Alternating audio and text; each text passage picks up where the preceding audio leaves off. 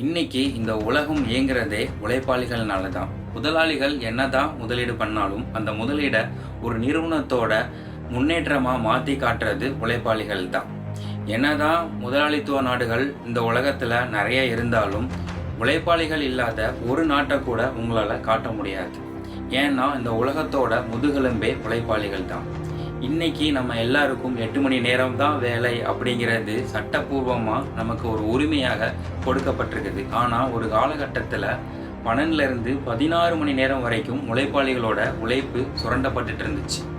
So அந்த காலகட்டத்தில் 1886களில் அமெரிக்காவில், அதாவது முதலாளித்துவ நாடான அமெரிக்காவில் ஒரு கேள்வி ஒன்று எழுந்துச்சு. நாங்கள்லாம் மனிதர்களா இல்லை மிஷின்களா அப்படின்ற கேள்வி. அந்த ஒரு கேள்வி பின்னால் மிகப்பெரிய ஒரு போராட்டமாக மாறுச்சு. அந்த போராட்டத்தின் விளைவாக ரத்தமும் பல உயிர் தியாகங்களும் நடந்துச்சு. அந்த உயிர் தியாகங்களின் பலனாக தான் இன்னைக்கு நமக்கு 8 மணி நேர வேலை அப்படிங்கிறது சட்டப்பூர்வமாக உரிமையாக கொடுக்கப்பட்டிருக்கிறது. அதை எல்லாருமே நம்ம இன்னைக்கு அனுபவிச்சுட்டு இருக்கிறோம். நமக்கு வீடு கட்டி தர்ற உழைப்பாளிகளுக்கு இருக்கிறதுக்கு வீடு இருக்குதா? நமக்கு சோறாக்கி போடுற உழைப்பாளிகள் 3 வேளையும் சரியா சாப்பிட்றாங்களா? நம்ம தெருக்களை சுத்தம் பண்ற உழைப்பாளிகள் அவங்களுடைய தெருக்கள் எப்படி இருக்குது?